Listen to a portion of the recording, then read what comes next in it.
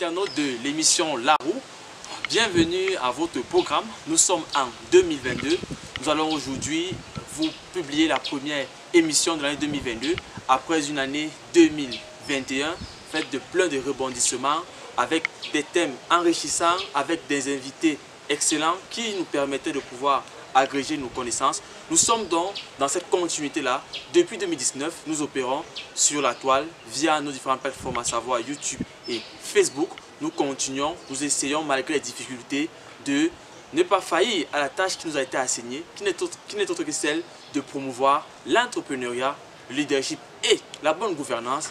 Aujourd'hui, nous aurons un invité qui va nous parler d'un thème en lien avec la gouvernance, un thème qui est d'actualité. Au cours de cette émission, vous aurez vos rubriques habituelles, à savoir les lectures de mails, le face-à-face. Faisons une courte respiration et retrouvons juste après pour présenter l'invité et le thème de ce jour.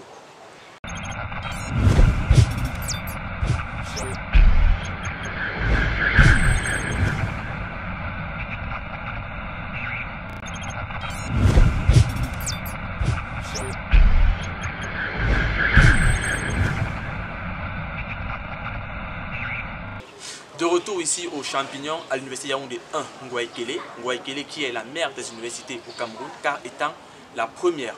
Nous allons discuter aujourd'hui d'un thème très important, un thème qui touche tous les secteurs de la société au Cameroun, qui donne un coup de fouet à notre croissance parce que créant une plaie dans notre économie, un thème qui risque de compromettre les droits des générations futures de vivre dans un Cameroun intègre et uni dans sa diversité. Ce thème n'est autre que la corruption. Oui, la corruption est un problème qui gangrène fortement notre économie et qui ne nous permet pas de nous développer.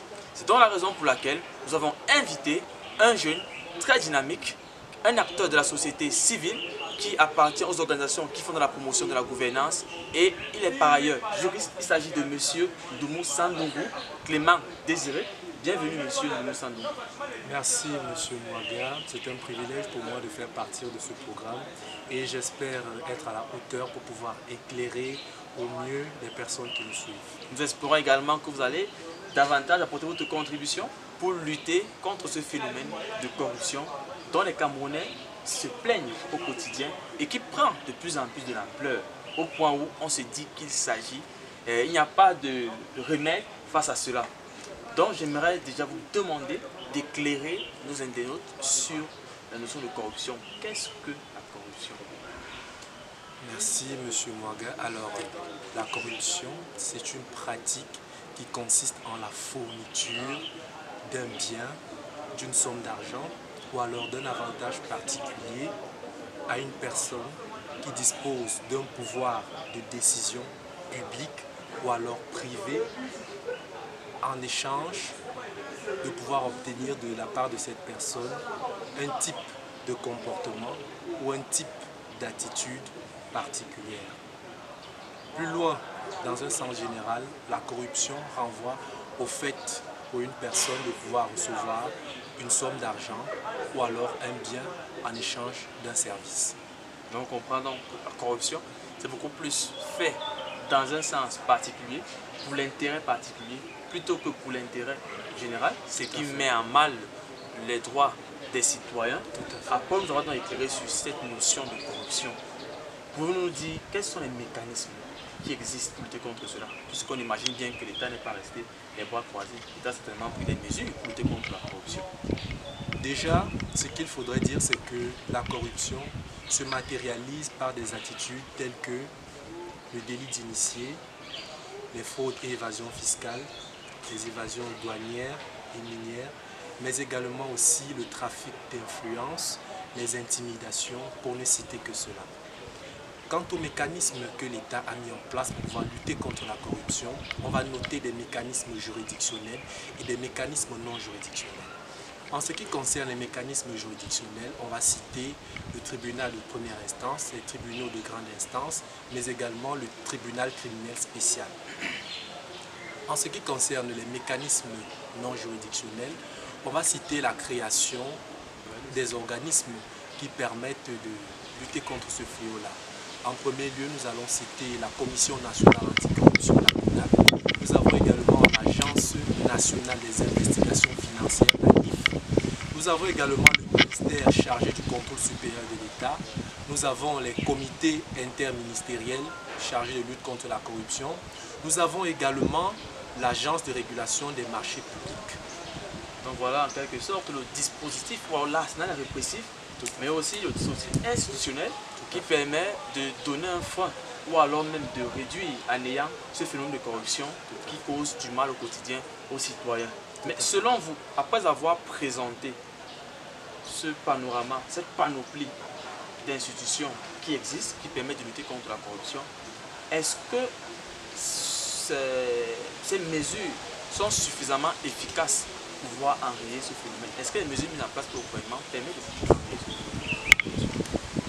Dans un sens, on dira que ces mécanismes sont efficaces. Déjà, elles existent, elles sont palpables, tous ces mécanismes-là. Donc, elles portent aussi leurs fruits. Oui, tout à fait, elles portent leurs fruits. Donc, on va noter qu'il y a des personnes qui ont été arrêtées, qui ont été mises en prison, d'autres qui ont été destituées de leurs fonctions. Donc, on va dire que ces mécanismes sont efficaces. Mais déjà, il faudrait également que ces mécanismes-là puissent être renforcés pour que la corruption puisse davantage être combattue dans notre société. Et je pense que cette lutte, ce renforcement peut se faire à plusieurs niveaux. Déjà, on va noter qu'au regard de l'article 66 de la Constitution du 18 janvier 1996, les hauts fonctionnaires publics de l'État ne déclarent pas leurs biens, du fait que la commission paritaire, qui est en principe chargée de contrôler les avoirs de ces personnalités avant et après l'exercice de leurs fonctions, n'existe pas. Donc il faudrait déjà que cette commission soit mise en place. Et il faudrait également qu'en ce qui concerne la CONAC, disons tout d'abord que la CONAC est une institution qui est chargée de contrôler l'action des pouvoirs publics et de pouvoir rédiger annuellement un rapport au président de la République afin que ce dernier puisse prendre des mesures de sanction à l'encontre des pratiques de corruption. Donc on va dire qu'il faudrait que le gouvernement donne un véritable moyen de sanction à la Commission nationale anticorruption pour qu'elle puisse bien faire son travail. Et on va également noter que la CONAC ne dispose pas des représentations dans toutes les régions du Cameroun. Donc en fait, ce qui limite un peu son action. Donc on va dire que voilà un peu quelques moyens qu'on peut mettre sur pied pour pouvoir renforcer la lutte contre la corruption. Quelques pistes de solution. La CONAC est un peu comme un chien qui aboie, mais qui ne mord pas. Oui, on va dire ça. Donc ça moque même d'ailleurs. Est-ce que vous pensez également que la rémunération peut être l'une des causes et qu'on essaie également de revoir cela pour lutter contre la corruption? Très bonne question, M. Mouaga. Alors, on va dire que dans notre société, plus particulièrement l'État du Cameroun, on va noter que les travailleurs sont mal payés, beaucoup plus ceux du secteur public, parce que lorsque vous voyez la rémunération, en commençant par le SMIC, le salaire minimum interprofessionnel garanti, qui est de 36 500 francs, on va dire que c'est tellement petit pour un Camerounais de pouvoir s'en sortir avec cette rémunération-là. Lorsqu'on va aller un peu plus haut concernant les fonctionnaires de l'administration publique, on va voir que les salaires pour ceux des catégories A et B sont en dessous de 300 000. Et avec les conditions de vie, la vie chère qui est récurrente dans nos marchés et tout, on se rend compte qu'avec ces rémunérations-là, on n'arrive pas à s'en sortir. Ce qui fait que pour la plupart de ces fonctionnaires, ils sont vulnérables. Ils sont très sensibles à la corruption. Ce qui fait que lorsqu'il y a un usager qui se présente devant eux avec un pot de vin, dans l'optique d'influencer leur comportement, leurs décisions, ils sont très sensibles. Ce qui fait que pour la plupart du temps, ils se résument à le faire. Donc vous parlez là de la rémunération qui est quand même insuffisante, qui ne permet pas de très insuffisante. S'épanouir. Et on sait tous que ce phénomène a des conséquences dans la société. Est-ce que vous pouvez expliquer les conséquences de la corruption dans les différents domaines, que ce soit l'éducation, la santé, le sport? Comment est-ce que vous percevez cela, même en milieu universitaire, ou bien est-ce qu'il n'y a pas des échos, est-ce qu'il n'y a pas des témoignages des personnes qui ont été victimes des conséquences que cela peut emporter sur la société? Déjà, on va dire que la corruption a des conséquences néfastes sur la société. La première conséquence est que la corruption freine l'essor d'une nation. Donc la corruption empêche le développement, pour faire simple. Maintenant, on va dire que la corruption avilit également l'homme et ça lui fait perdre toute sa crédibilité. On va prendre par exemple le cadre des institutions administratives. Lorsqu'on va se rendre compte qu'une institution est en grande partie corrompue, déjà elle n'inspire plus la confiance des gouvernés, des administrés. Donc, et ça ternit également l'image d'un pays à l'extérieur, ce qui n'attire pas forcément les investisseurs et ça freine les relations diplomatiques. Donc voilà en quelque sorte quelles que soient les conséquences que l'on peut de percevoir. la corruption. D'autant plus qu'en parlant du manque de confiance des usagers vis-à-vis de l'administration publique ou bien des services publics, on se rend compte parfois qu'il y a certaines qui rendent justice eux-mêmes, font pour obtenir justice, ils décident eux-mêmes de rendre justice, d'où notamment les phénomènes lorsque un voleur décide un voleur vole, au lieu de l'amener en cellule, on peut faire l'abattre dans la justice populaire, c'est le mot que je cherchais. Le domaine de la justice populaire, voilà, vindicte populaire, c'est le mot qui a populaire, vindicte populaire. Alors on va donc faire une courte pause, le temps pour nous d'écouter les lectures de mail et on revient pour poursuivre nos échanges.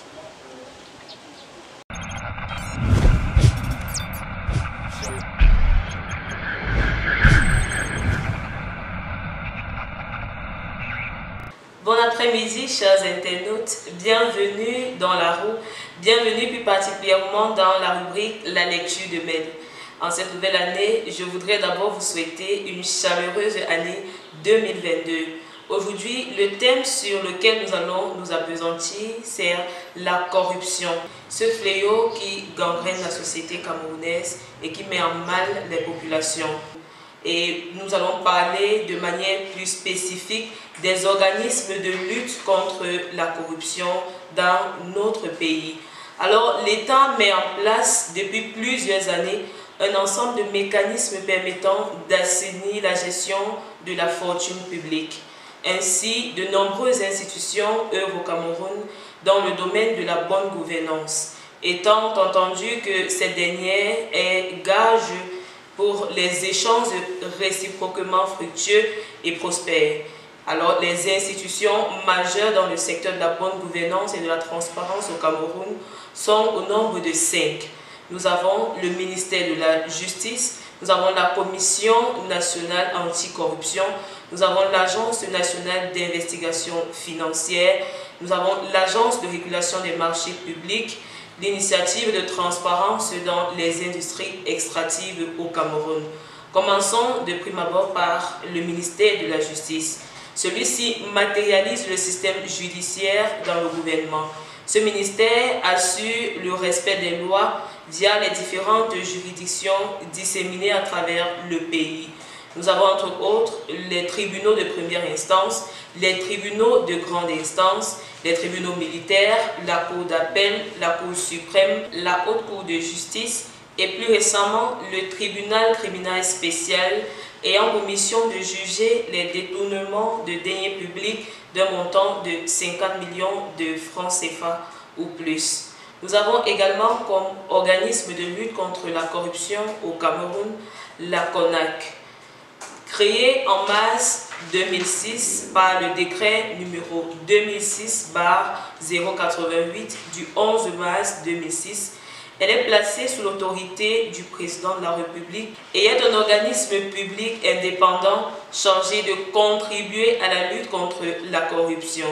À ce titre, elle a pour mission de suivre et évaluer l'application effective du plan gouvernemental de lutte contre la corruption, de recueillir, de centraliser et d'exploiter les dénonciations et informations dont elle est saisie pour des pratiques, faits ou actes de corruption et infractions assimilées, de mener toute étude d'investigation et de proposer des mesures de nature à prévenir ou à juguler la corruption, de procéder, le cas échéant, au contrôle physique de l'exécution des projets ainsi qu'à l'évaluation des conditions de passation des marchés publics, de diffuser et de vulgariser les textes sur la lutte contre la corruption, d'identifier les causes de la corruption, de proposer aux autorités compétentes les mesures susceptibles de permettre de l'éliminer dans tous les services publics et parapublics.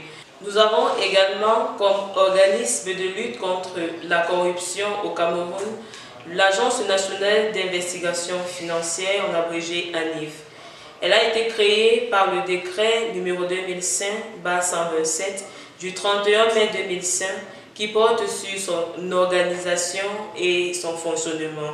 Il s'agit d'un acte du président de la République que traduit une volonté politique affirmée et une application des engagements pris au plan international pour doter le Cameroun d'un instrument adéquat de lutte contre les fléaux des temps modernes que sont le blanchiment des capitaux et le financement du terrorisme.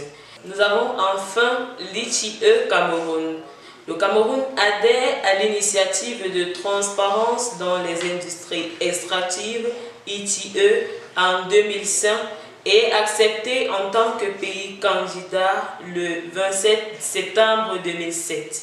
Le suivi de sa mise en œuvre est assuré par une coalition regroupant l'État, la société civile et les compagnies pétrolières et minières. Son but est de communiquer au plus grand nombre les revenus perçus par l'État du fait de l'exploitation des ressources pétrolières, minières et bientôt gazières. Cette communication se fait par la production et la dissémination des rapports de coalition. Au regard de tout ceci, nous pouvons dire que l'État camerounais lutte à sa manière à l'éradication de la corruption au Cameroun. Alors chacun de nous devrait, en tant que citoyen, en tant que jeune, prendre conscience de ce fléau qui mine notre société et travailler à son niveau et surtout à son degré de responsabilité à l'éradication de ce fléau. Chers internautes, merci pour votre aimable attention. Retrouvons-nous la semaine prochaine à cette même heure pour une autre édition de la lecture de mail. D'ici là, je vous souhaite de passer un agréable moment. Bye bye.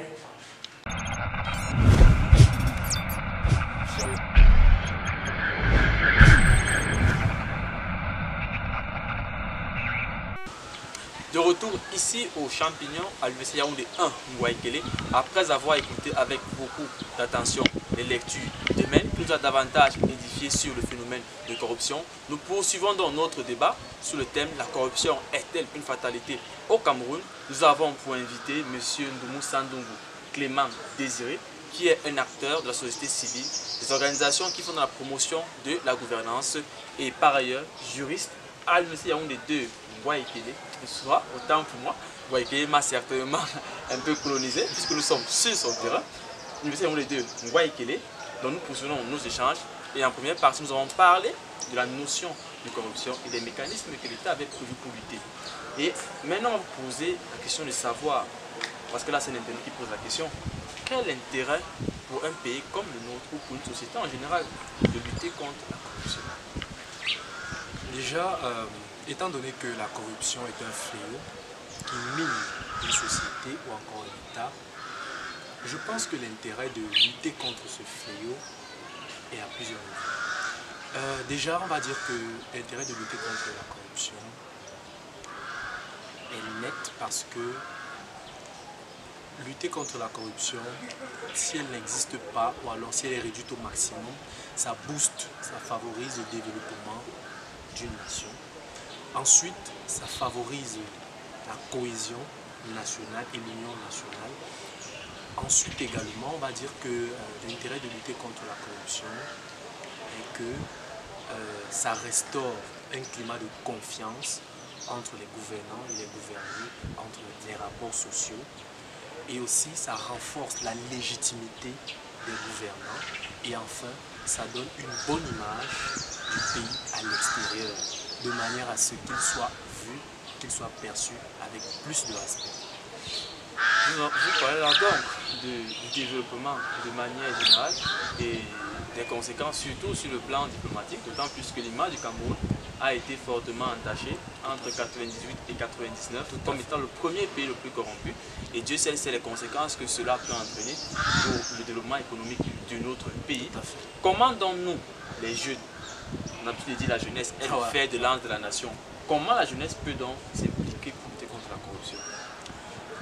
Déjà, comme le chef de l'État, son Excellence Paul Biya, l'a dit, la jeunesse est le fer de lance de la nation. Et pour que la jeunesse puisse s'impliquer dans la lutte contre la corruption, cela passe par l'adoption d'un certain type de comportement.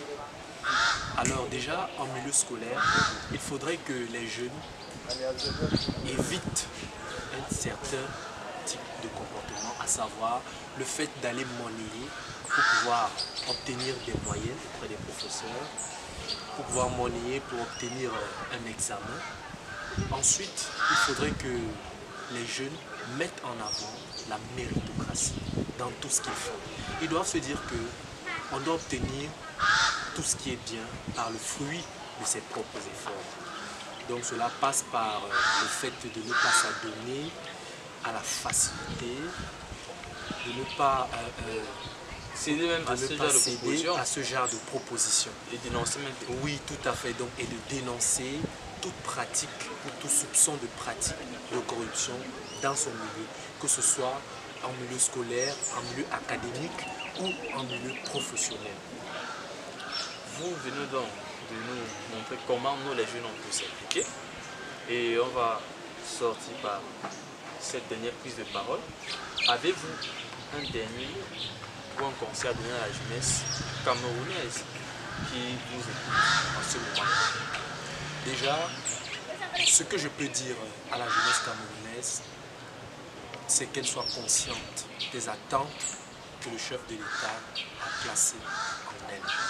Il faudrait que la jeunesse camerounaise travaille davantage, qu'elle mette en avant la méritocratie, qu'elle arrête de céder à la facilité, à l'inertie et tout type de comportement déjà qui n'honore pas la République et qui facilite la corruption.